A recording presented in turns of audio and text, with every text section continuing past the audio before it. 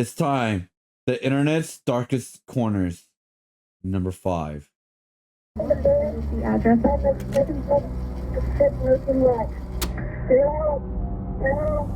Cincinnati 911.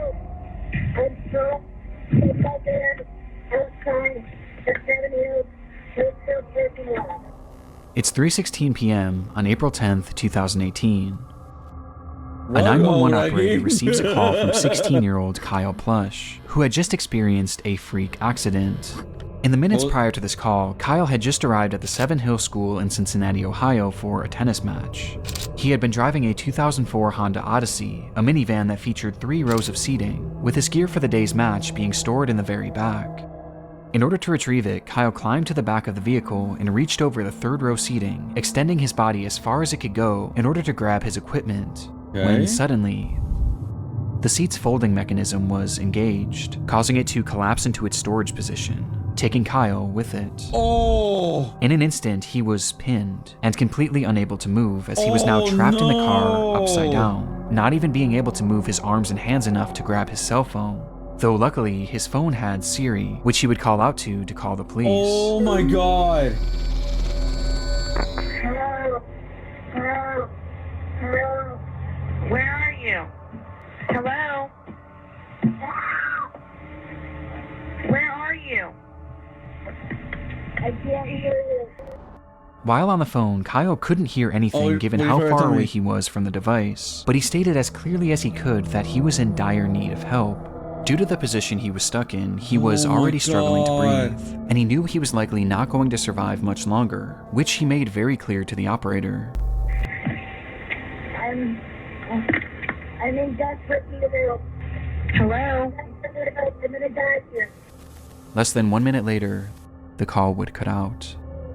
In the recording, Kyle clearly portrayed to the operator where he was, that he couldn't hear her, and that his life was in danger, which prompted her to immediately send a patrol car over to the school in search of him. Though, inexplicably, she never told the officers that Kyle believed he was going to die. So you were in a hurry? Wait. The operator didn't tell him that he was in a hurry because they could what? Bro, if it doesn't sound urgent like that, why would they go urgently? Like run and try to find it like quickly. Like what? Operator, what the fuck?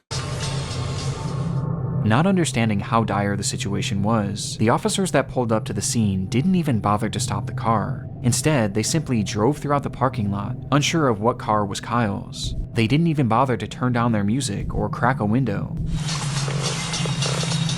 What? Seemingly being more interested in the types of cars that other students were driving. Are you serious?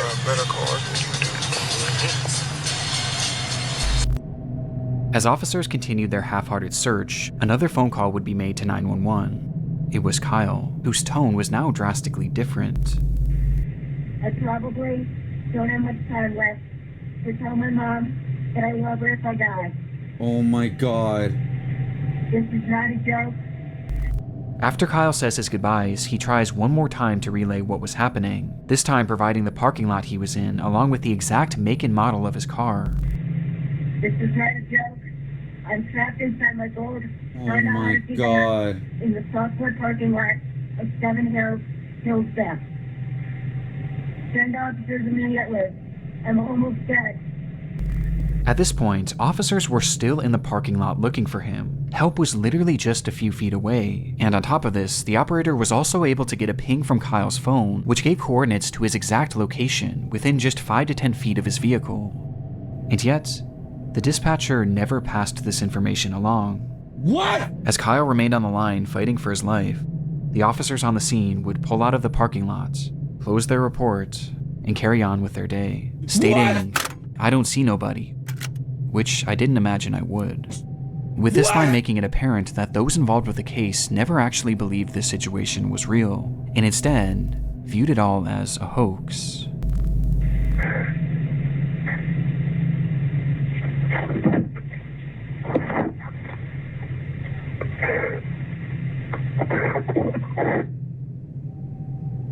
Just minutes later, Kyle would go quiet, and the phone would disconnect for a final time. It would take 6 hours for that trunk to be opened, and not by the police, My God. but instead by Kyle's father, who had no idea that any of this had taken place, seeking out his son's vehicle only to find Kyle.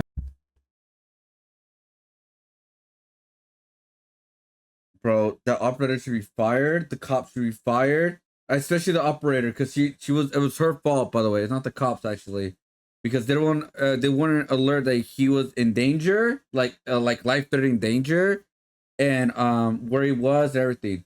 The operator should be fired, sued, and gone to prison. 100%. Kyle flipped upside down in the trunk. He had been dead for hours. Despite the circumstances, Kyle did everything right. He remained calm, he was respectful, and he described exactly where he was and what his car looked like. And yet, the police never really bothered to take his case seriously, instead believing that this was all just a prank. And had the dispatcher simply relayed how serious the situation was, and had these officers just gotten out of their car to look more thoroughly, Kyle Plush most likely would have survived. As a result of the mishandling of Kyle's case, his parents, Jill and Ron, were awarded a $6 million settlement with the city of Cincinnati. Though even more importantly for the couple, they vowed to do their part to assure that mishandled 911 calls of this nature never happen again, as they've gone on to consult with various emergency call centers to tell Kyle's story, somehow taking this horrible accident and selflessly turning it into something positive for the rest of society. Today, these phone calls remain relics of a grave error made by law enforcement, and a life that never should have been lost, with these recordings now being forever immortalized in the internet's darkest corners. What happened to the operator, though? Shows the metamorphosis possible using computer graphics. Huh? We're going to play a game. Is it hide and seek? Yes, it's hide and seek. Sick and devastating. That's so bad, bro. It's so bad.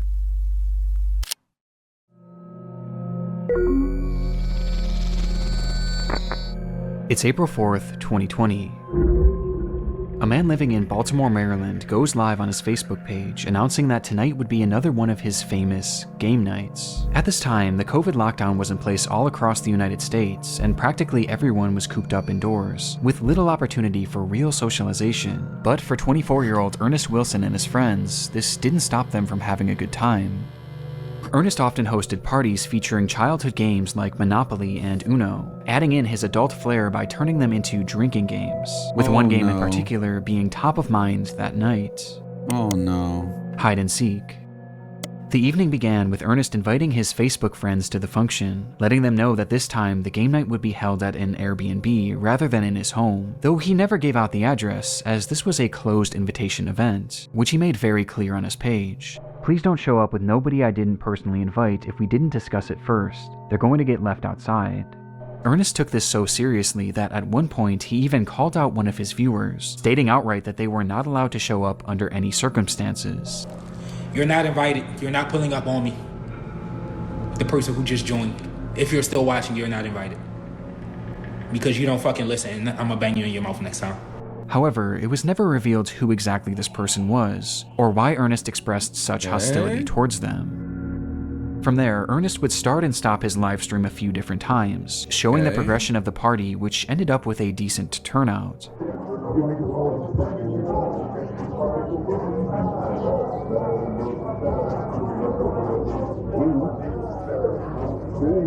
And by 2 a.m., with there being no signs of slowing down, it was time for the main event.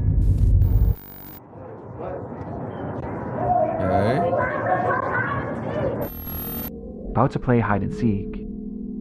This was the caption for Ernest's final live stream of the night, which shows his group of friends preparing to play the game, turning off all the lights in the house before Ernest himself steps outside, assuming the role of the seeker, beginning his countdown as the camera keeps rolling. Okay. 1, 2, 3, 4, 5, 6, 7, 8, 9, 10, 11, 12, 13. I can hear y'all. 14, 15. I see y'all 16, 26, 27, 28, 29, 30, because I'm tired of fucking counting. Ready or not, here I come. After a long 30 seconds, it was time to find his friends, with Ernest starting his search inside the home. No, I mean, it didn't count. Okay. I didn't think about it. Fuck. Oh, all right. His ass.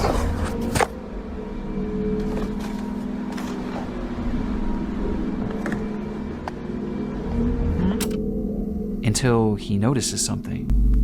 Yeah, I heard. Next time they on y'all ass. Down here.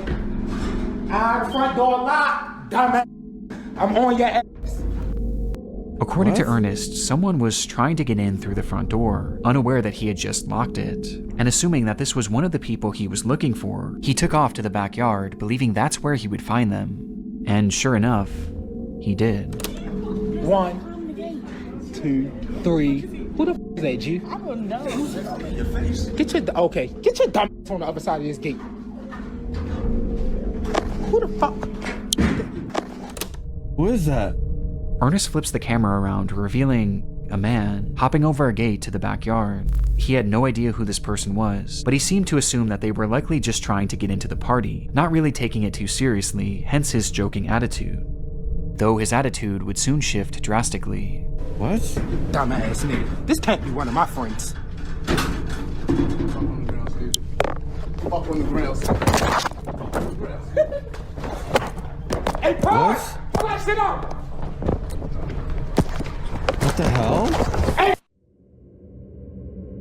In this moment, Ernest's live stream cuts off, and he would never go live again. What?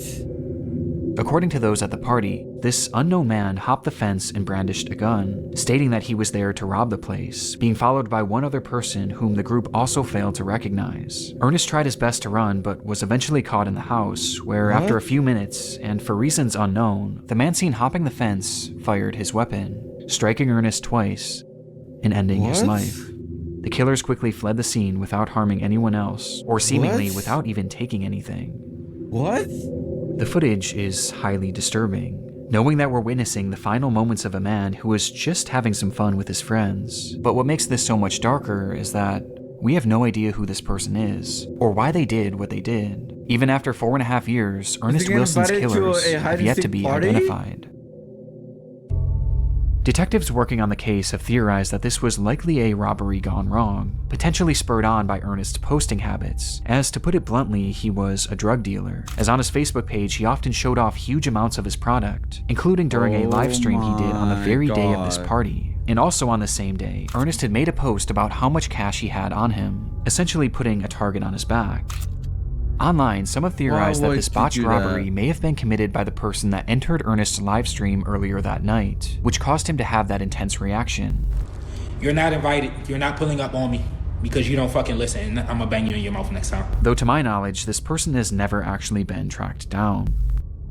But by far the most common sentiment online was that Ernest's friends were involved to some capacity, as none of them were injured and none of their possessions were taken, making it clear that at the very least this crime was targeted at the host. And on top of this, remember, Ernest never shared the address for that Airbnb, at least not publicly. And yet, these people just so happened to show up to the home at the exact moments that Ernest was by himself in the dark.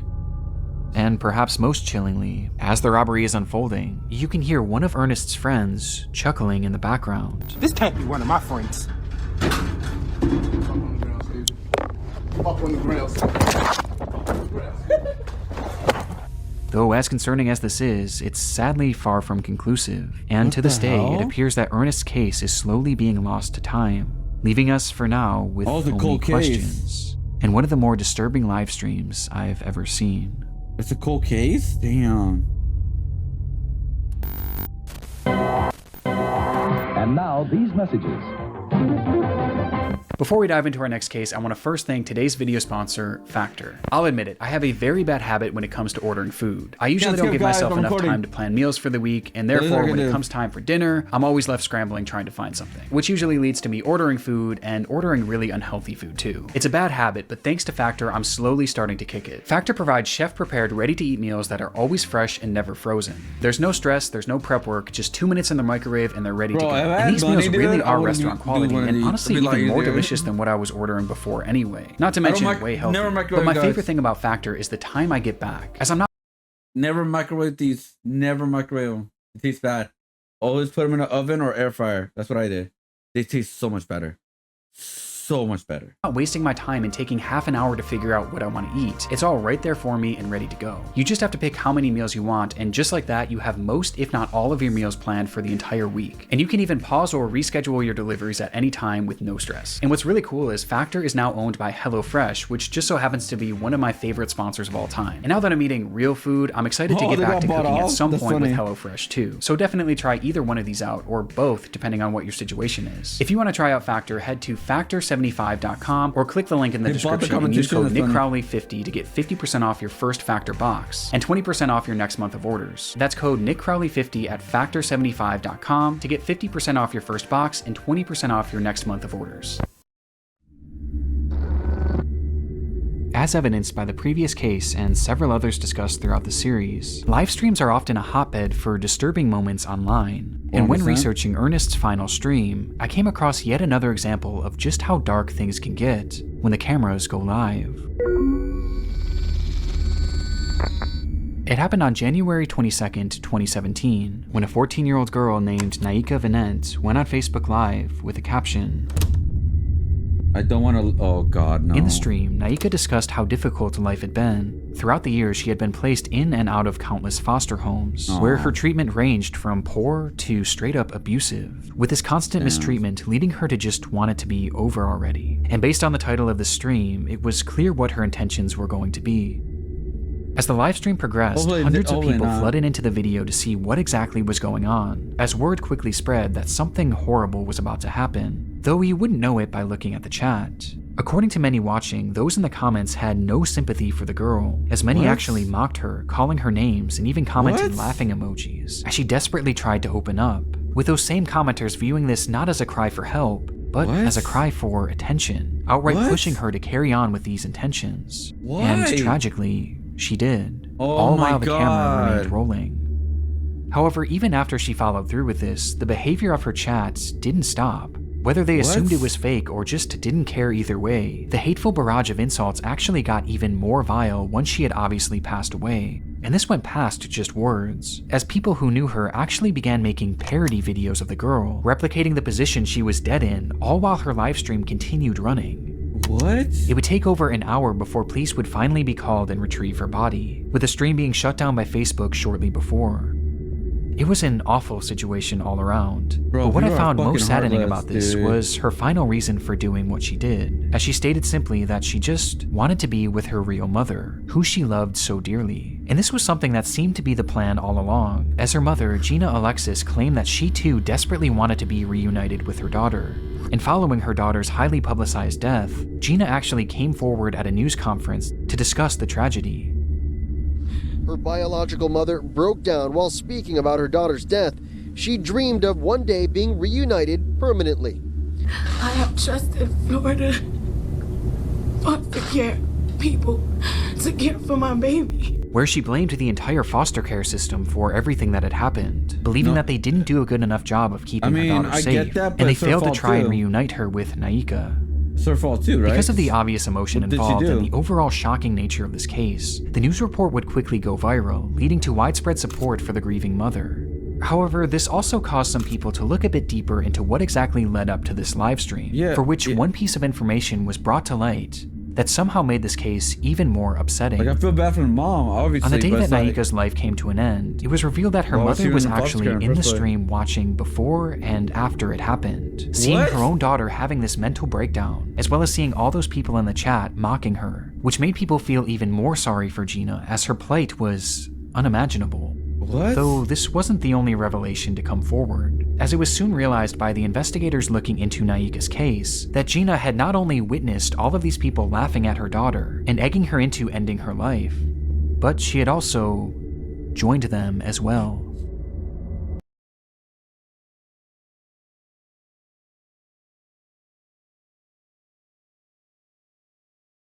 That makes me so pissed off, man. I almost yelled like a motherfucker. I was right about her. It was her fault. She's a piece of shit. #ADHD games played, you sad little DCF custody. That's why you are where you're at. For this dumb shit and more, you keep crying wolf. You dead, you will get buried, life goes on after that doesn't listen to their parents, trying to be grown, seeking boys and girls' attention instead of her books. In a live stream where one of the last things Naika ever said was that she desperately wanted to be reunited with her mother, that same mother was not only watching, but actively pushing her to follow through on her plans, leaving this comment where she outright says that it doesn't matter if you live or die, life goes on. And it got even worse. The media also discovered that the reason Naika had been removed from her custody to begin with was because Gina had beaten her 30+ times with a belt when she was only 6 years old. On top of this, Gina often texted Naika saying that she wanted nothing to do with her, despite the young girl frequently reaching out and begging to be part of her life. Eventually, Gina would tell Naika's caseworker that, "The girl is y'all's problem, I'm done with the games," before sending Naika middle finger emojis when all she did was ask to see her brother. And this is all amongst other things that are far more horrendous that I really don't want to get into. And yet, after Naika's death, Gina had the audacity to go on television in an attempt to garner sympathy for a death that she clearly contributed to, saying that all she wanted was to be the girl's mother, despite rejecting her at every turn. And honestly, this is where I thought this entire story would come to an end, until I noticed something strange when I was editing this video. Naika's Facebook page is still active. What? It's no longer posting anything original, but instead, the account is consistently reposting content from another page, a page run by Gina. After Naika's death, Gina seemingly seized control of the young girl's Facebook account, where she now posts her own content, which includes her attempting to defend the fact that she gave up on Naika. Tell me what mother would accept a 13 going on 14-year-old in and out of detention centers, going to jail or getting arrested while in foster care. As well as her responding to those who blamed her for her daughter's death. People be like, you heard the rumors going around about you? And I did. But they forgot to tell you one thing. That I don't give a fuck. Huh? What's my name? My first name is Very Much. My last name is Unbothered. And even some posts where she's promoting her podcast, as it seems that after all this, Gina's actually trying to carve out some sort of career as an influencer, as she posts videos garnering sympathy for the loss of her daughter, along with giving out parenting advice. Like, there's so much stuff that parents need to do for their child that they're not motherfucking doing. They're not paying attention because they're taking the easy way out. With all this making it even more obvious that Gina has little to no remorse for what she did.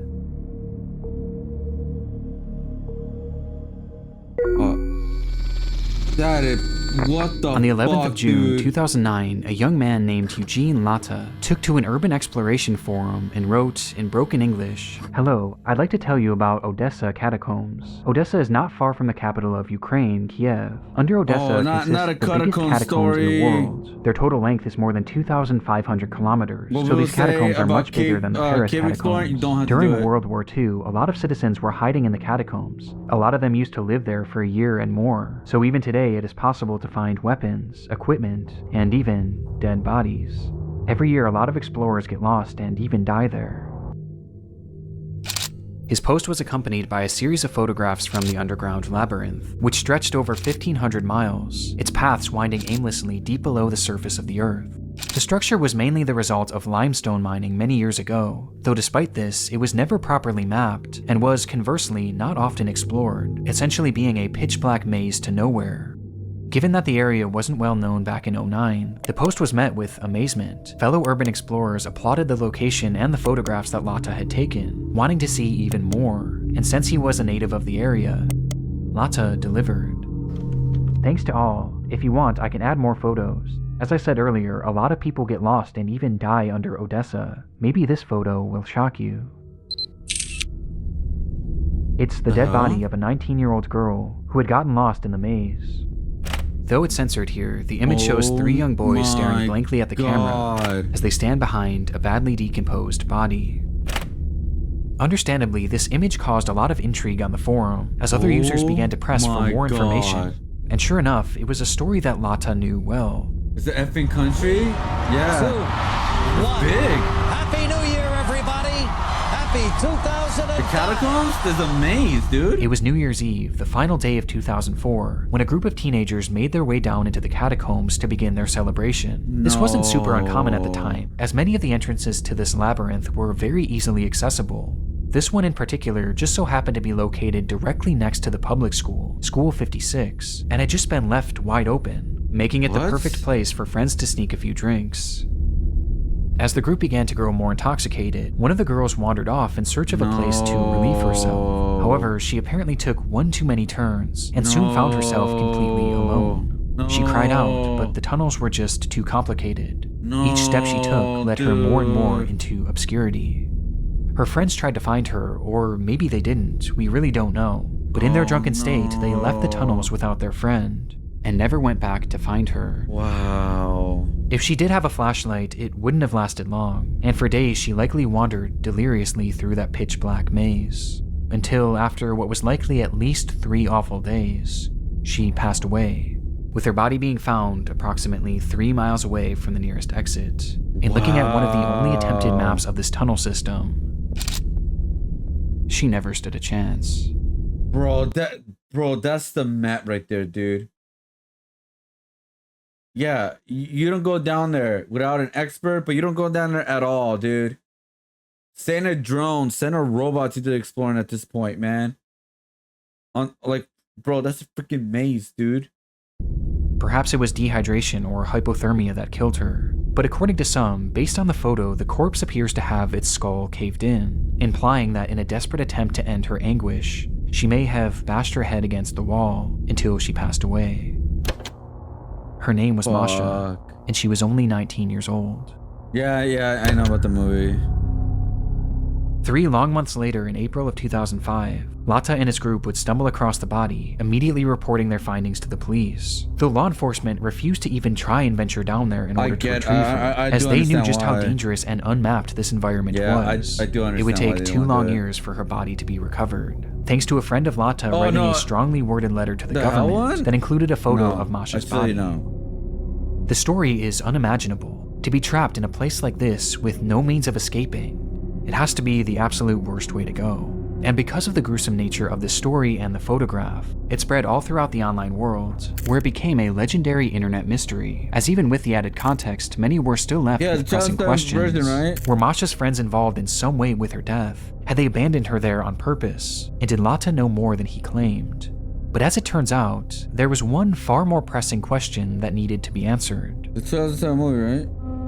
In 2015, a full decade after this photo was taken, a journalist named Mike Pearl had picked up the case with the hopes of writing a Halloween article for Vice. And in his research, he made a rather unusual discovery, as according to him, Masha seemingly didn't exist. Pearl was never able to find any verifiable proof that a girl named Masha had ever gone missing in that area. He was also not able to find any death records of anyone by that name either, or even any reports of a body being pulled from the catacombs during this time frame. Something just wasn't adding up, and it got stranger from here.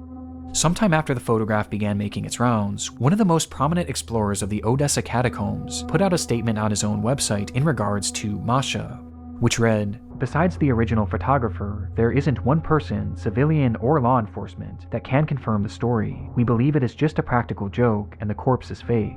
Following this revelation, Pearl was able to track down Lata, who was unable to recount where the body was roughly seen, or even how to get in touch with the other people shown in this photo, none of whom had ever come forward to back his testimony, which makes the credibility of Lata and his story of Masha incredibly shaky at best. However, this is where the crux of the mystery stands today. So you just made a fake When looking video? at these photos, one thing is apparent to me and essentially everyone else who has seen them. The corpse shown seems very real, and matches the decay of the bodies found in similar environments, with that one prominent Odessa explorer eventually deleting his statement at some point over the years, leaving the general consensus that this is in fact a real corpse. But if the story of Masha isn't true, then who is the this? corpse? Well, we have no idea. It's entirely a mystery. But the reality of the situation is that bodies being found down in these catacombs isn't totally uncommon. Over the years, many explorers have gotten lost down there and suffered the exact same fate as the story of Masha. But on top of this, these tunnels have also been used by murderers as a dumping ground for their victims' bodies, with either one of these scenarios being possible in this case. Though the frustrating part is that we may never actually know who this person was or how they died, as I and many others have doubts that this body was ever actually recovered, just simply due to lack of public information and news reports about it. And instead, the reality is that this corpse is probably still down there somewhere and has simply been lost to time, as sections of the catacombs have been known to flood and cave in, sealing them off from the outside world forever. So for now, and potentially the rest of time, the story of Masha will remain an internet mystery. What the fuck?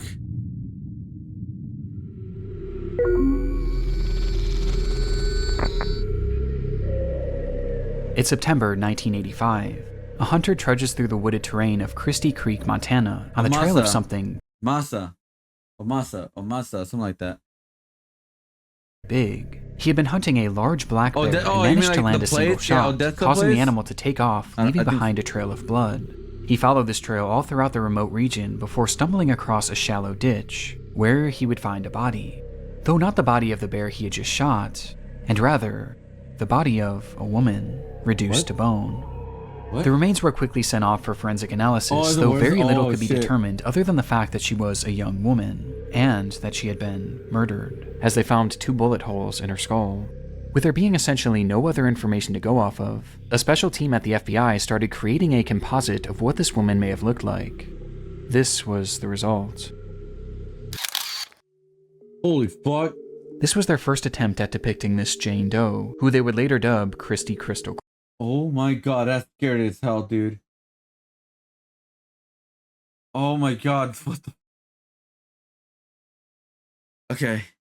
What the hell? Okay. Creek, though it wouldn't be their last. Oh my god. Oh! The uncanniness of these depictions... Bro, how? How? ...is undeniable.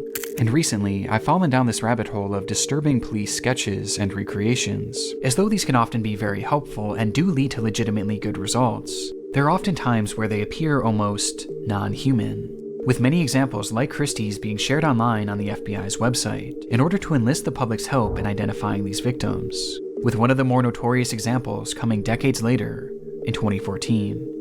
Oh, damn. The discovery was made on June 5th of that year, when a group of highway workers were mowing grass in the town of Geneva, Wisconsin, when they noticed a pair of strange-smelling suitcases. Inside them were 2 bodies belonging to 2 women, both in various stages of decomposition, and both appearing to have been strangled to death.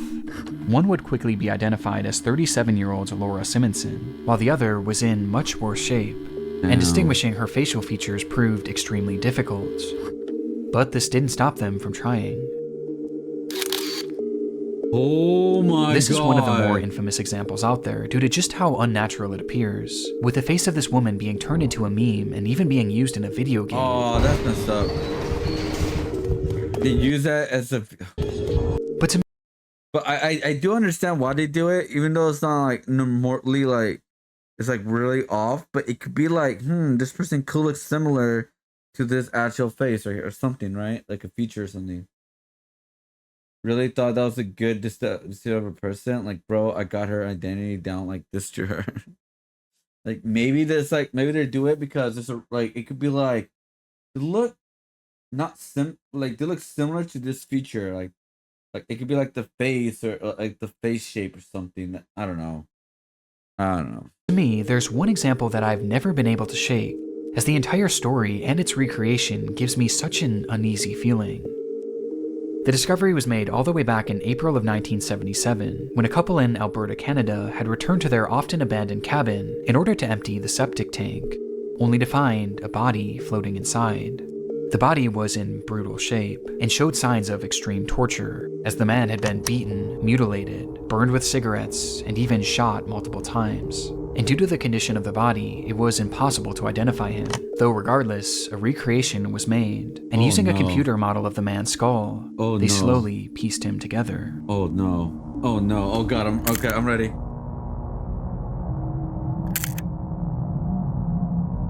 What the fuck?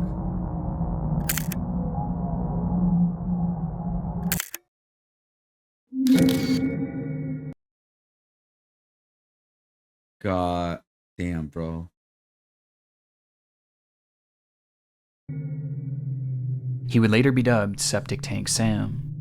There's something so depressing about these composites, as these are real people with real stories and real names, that have been reduced to these horrifying images and tacky nicknames. But there's another side of these police sketches too, as when dealing with victims it's obviously incredibly sad, but when dealing with suspects, these off-putting identities can be outright horrifying. Over the years, there's been numerous unidentified killers who law enforcement were not able to positively identify, forcing them to turn to these same methods of sketching and recreating, with one of the darkest examples being that of the Lake Bodom killer. It was June 5th, 1960. 4 Finnish teenagers were on a camping trip to Lake Bodom, sleeping peacefully in their tent on the lakeshore, when suddenly they were attacked. It happened in an instant, as a man wielding a knife began stabbing through the tent, eventually bludgeoning the group with an unidentified blunt object. That night, 3 of the teens would be killed, while one managed to survive with substantial injuries. When asked about what he had seen that night, the lone survivor claimed that the man who attacked them wore all black and had large red eyes. What the fuck? Based on his accounts and other potential sightings, a sketch of what this man may have looked like was made, and the results were unusual at best. Oh no, here we go. Oh my fucking god, bro.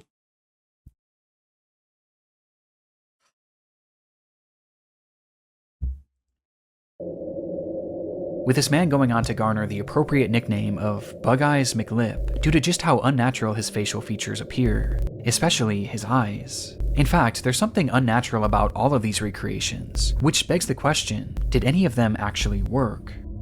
Well, surprisingly, out of these 4 people, 3 have been identified. Oh, damn. Christy Crystal Creek would go on to be identified as Janet Lee Lucas, a 23-year-old who would be the last identified victim of serial killer Wayne Nance, with this identification being the result of improved forensic genealogy. Damn. The second and most notorious example would go on to be identified as Jenny Gomez, who had been strangled by Steven Zilich, a man dubbed the Wisconsin Suitcase Murderer. Wow. And despite this recreation appearing to look nothing like Jenny, it was actually the sole reason that she was identified, as one of her family members ended up recognizing these overpronounced cheekbones. And what did I fucking tell you? What did I tell you? What did I fucking tell you? It's because you're hoping at least a feature looks similar. What did I fucking tell you? I freaking said that. God. That's the reason why they do it. It's because it could be a feature. It could be similar to someone that is missing. Matching them to Jenny. And then there was Septic Tank Sam, who was revealed to be Gordon Edwin Sanderson, thanks again to genetic genealogy, as a sample of his sister's DNA was eventually used to prove that this was in fact him, though it's still unknown who killed him or why. Which leaves just this final person, the killer of at least 3 people. He, unfortunately, has never been identified, and this isn't too surprising as the features of this person just seem impossible. He just looks far too strange to be real. Right? Well, even though he hasn't been positively ID'd, it doesn't mean that he hasn't been potentially photographed. Shortly after the teens were murdered, a funeral was held in their remembrance, for which a large crowd of locals were in attendance, with this photo of the crowd being snapped. And standing there, in the center of it all, was a man whose features looked impossible. This man would never be photographed again, and his connection to the case has never been officially confirmed, leaving these murders unsolved to this very day. The fuck?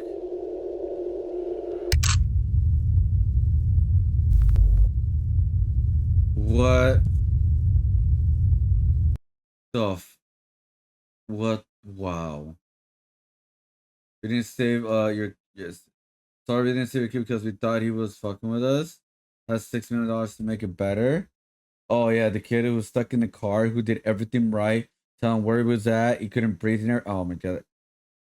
The first one was even sadder because the kid was so smart, he literally did everything right. Textbook example of how I used to handle a situation like that.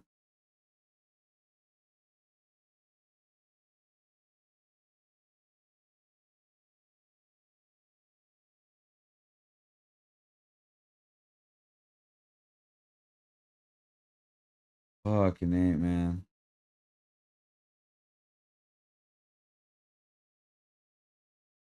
It's crazy, dude. When did you see the video of the worst police sketches? shit, right? Like, god damn, they're crazy, but they work. It's good. It's because like they're trying to reconstruct a mummified bone, and that is very hard to do with like little to like work with, right? Especially its delicate skeleton and whatever. So, you just gotta do your best how the face could look like, you know. And I was right. It was just they always have to look one feature. If that's all you gotta look for, one feature, and that's how you can find who they are.